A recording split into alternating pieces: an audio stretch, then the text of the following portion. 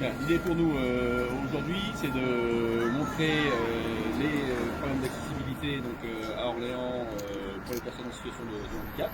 Et donc on a invité différentes personnes à venir nous rejoindre, à pouvoir échanger avec nous et à nous parler de ces éventuelles difficultés. On va en parler tout de suite. M. Robin est là également. Donc voilà, est-ce que vous pouvez nous expliquer quelles difficultés vous rencontrez à vous déplacer en ville, ce qui peut vous poser des problèmes dans vos déplacements? Dans les déplacements. Alors si on parle strictement de la rue Jeanne d'Arc, là il y a effectivement quelques difficultés. Alors les premières, déjà le revêtement, les pavés sont glissants. Alors je pense que c'est pas seulement pour les personnes déficientes visuelles, mais pour des personnes âgées, des enfants, etc. Enfin tout citoyen d'Orléans. Donc déjà le revêtement.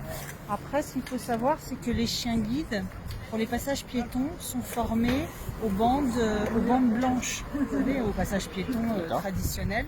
Or, toute la rue Jeanne d'Arc, ce sont des clous. Des clous. Ouais. Et le chien ne les connaît pas, ce qui fait que quand je sors du tramway, et par exemple si j'ai envie de me rendre à la mairie ou à la cathédrale, enfin dans ce quartier-là, le chien il va toujours tout droit. Donc, étant donné que c'est circulant et qu'il y a des voitures, avec des feux, les feux il les gère pas. Comme ça par exemple, c'est un vrai problème. Il y a également les feux sonores. Il faut savoir que quand je déclenche mon bip de feu sonore, tous les feux se mettent en action et donc je ne sais pas lesquels sont de la rue où je suis. Donc du coup il y a une espèce d'assourdissement parce que dans le bruit de la ville, du tramway et des véhicules, les feux sonores par-dessus sont quasiment inaudibles.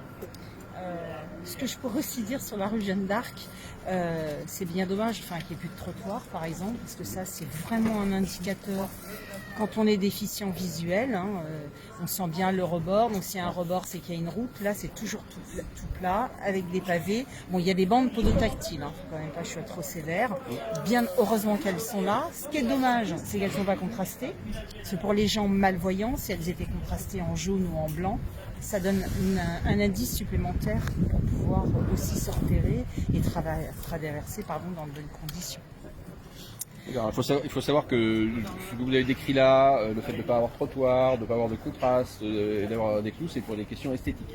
Ça a été voulu par la municipalité pour les questions esthétiques. Donc on comprend bien que ça peut poser un certain nombre de problèmes. Donc il y a une prise en considération qui doit être faite du fait que des personnes en situation de handicap, ça crée un certain nombre de difficultés pour eux. Donc on regardera précisément, sachant que pour les clous par exemple, ça pose d'autres problèmes, c'est que les véhicules ne savent même pas eux qu'il y a des passages piétons et que souvent du coup ils ne les marquent pas. Donc de toute façon, il faut reprendre un certain nombre d'aménagements. Alors ce qui est toujours dommage, c'est que sur des ménagements qui ne sont pas très anciens et que ça coûte évidemment de l'argent de revoir des aménagements qui ont déjà été faits.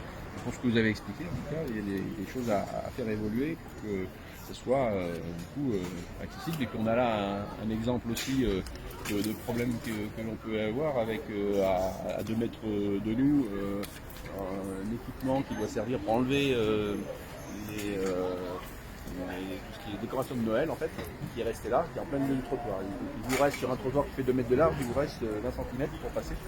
Je pense que ça peut aussi poser un certain nombre de problèmes. Les voitures garées sur les trottoirs, il y a des places, moi je ne le sais pas, mais elles sont sur les trottoirs, qui ne sont pas des trottoirs puisque tout est au même niveau, ce qui fait qu'il faut vraiment slalomer. Moi la rue Jeanne d'Arc, c'est une rue que je ne prends pas, que j'estime trop dangereuse, et en plus il y a des traversées qui ne sont pas signalées, et on le verra tout à l'heure, notamment au bout de la rue Jeanne d'Arc. Voilà, là c'est juste un exemple de cette rue-là, et alors aussi dans le quartier, ce qui est vraiment difficile, ce sont les lumières qui sont envoyées au sol. Alors effectivement c'est joli, simplement ça fait extrêmement mal. Il faut savoir que souvent les déficients visuels sont photophobes, donc la lumière nous brûle et nous fait mal, et en plus les lumières au sol ça donne aucune information. Pour éclairer une pièce ou dehors, c'est bien l'idée du lampadaire, c'est pas voilà. Donc effectivement ça rentre dans un cadre esthétique, mais je pense qu'il faut penser en globalité de la ville. Et effectivement, quand il y a des aménagements comme ça, je pense qu'il y a assez d'associations sur Orléans pour que les gens puissent venir dire ce qui serait mieux et prendre en compte effectivement et l'esthétisme et les besoins de la population. Et puis que la loi de 2005 s'avance un petit peu plus vite. Il faut savoir qu'avant 2001, il y avait un élu, alors qu'il n'y a pas que cette responsabilité-là, mais une de ses responsabilités, c'est Michel Brard, qui est encore élu au conseil municipal, là, qui termine son mandat. Mais dans ces missions, il y avait justement un travail à faire. Ça a été fait en particulier pour l'accessibilité au tram, sur la première ligne de tram à l'époque, mais également à l'ensemble de la ligne. Donc il y avait un travail qui a été fait avec les associations, avec les personnes en situation de handicap, pour justement éviter ce type de problème. Ça, c'est quelque chose qui a complètement disparu Voilà. dans l'échange. Mais maintenant, il n'y a plus. Voilà. Il n'y a plus. Des endroits sont revus, transformés, sans faire appel voilà, à des ergothérapeutes, des associations, des gens savent. Donc oui, l'accessibilité dans la ville, c'est pas nécessaire de dire bah, ça y est, on a adapté un gymnase pour des gens en fauteuil, des déficients. C'est comment on fait pour y aller. Voilà, l'accessibilité, c'est vraiment une globalité. C'est pas seulement un endroit, dire ah bah c'est accessible, ça y est, communiquer, non. Et il faut de toute façon répondre à un enjeu plus global qui est valable pour l'ensemble de la population, c'est ce qu'on appelle l'expertise d'usage. Et donc on a des experts de l'usage de la voirie avec différentes situations et les personnes qui sont en situation de handicap ont cette expertise d'usage et peuvent pointer ce qui leur pose problème en termes d'accessibilité. Donc voilà, il faut absolument remettre en place un fonctionnement normal qui est de pouvoir s'appuyer sur l'expertise d'usage des Orléanais en situation de handicap ou des associations pour vous permettre d'avoir un accès plus simple à la vie. Voilà. Très bien. Merci. On va faire intervenir monsieur éventuellement un peu. Allez-y. Bougez pas, il va se mettre à côté. Bougez pas, il va se déplacer. Voilà. Moi, je parle sur elle. Elle a raison. Elle m'a dit, les fleurs. D'abord, il ne faut pas passer, ça ne sert à rien. Fleurs. D'abord, il faut pas c'est ça.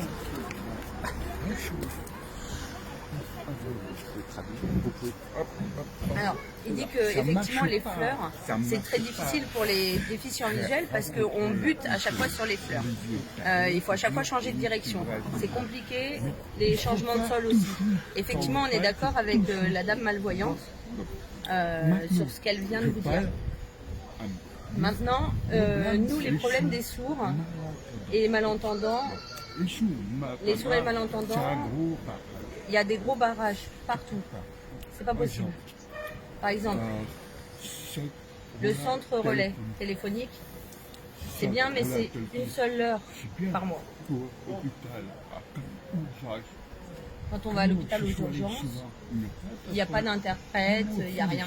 Quand ils vont là-bas, les sourds, il n'y a rien pour eux, il n'y a rien pour communiquer. On ne peut pas comprendre ce que disent les médecins. Ça fait 10 ans, 20 ans qu'on attend d'être. Le syndicat d'initiative, on a été voir, il y a un téléphone pour communiquer.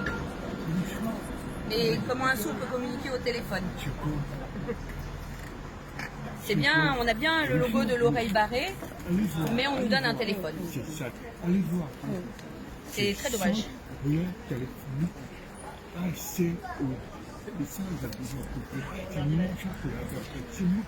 Et un interprète c'est super cher. En fait, il y en a un seul à Orléans. Il y en a un seul à Orléans et il faut compter en gros 200 €. Le tram, quand le tram il est en panne, ou le bus il est en panne, tout le monde sort et lui il ne l'entend pas. Donc il reste dans le tram, il attend. Parce que tout est diffusé en audio et rien en écrit sur les panneaux lumineux. Au pas vite de suite. J'ai entendu 2021 sort.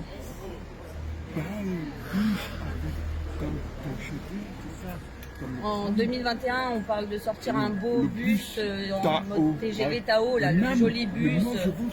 Mais c'est bien de le sortir, mais il faudrait penser à le rendre accessible pour les sourds, avec l'écriture et non pas le bruit sonore. Tours, Limoges, Angers, ils ont déjà tous tout rendu leur transport en commun accessible, mais pas ici. Ça fait 2 ans déjà qu'on se bat pour que tout change, mais ça ne marche pas.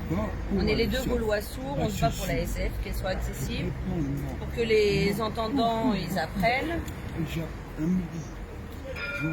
La mairie, quand on rentre, il n'y a pas d'interprète, il n'y a personne qui communique en langue des signes. Il y a le centre relais, mais c'est toujours le même problème, il n'y a personne qui est sur place qui peut communiquer. L'article 78 dit que vous êtes obligé de mettre un interprète à la mairie dans tous les services municipaux. Pour les villes de plus de 10 000 personnes.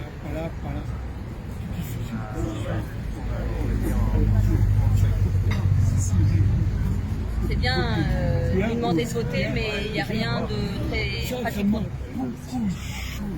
Il y a beaucoup de choses qui ont encore à changer. On a vraiment envie que Orléans devienne plus accessible pour les sourds, et au moins au minimum, parce que là pour l'instant il n'y a rien.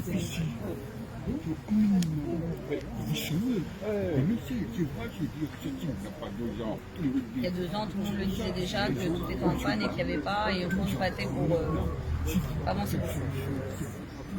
Maintenant, on espère que vous allez nous apporter plein de solutions. D'accord. Quand j'ai des contacts avec la Maison des Sourds du Loiret, systématiquement, on m'appelle de Créteil, en région parisienne, une personne qui m'appelle, parce que visiblement, il n'y a pas de personnes qui sont en capacité d'aider ici. Okay. Bon, on va passer à personne, et puis restez avec nous si vous le voulez bien. D'accord? Hein? Très bien. Merci.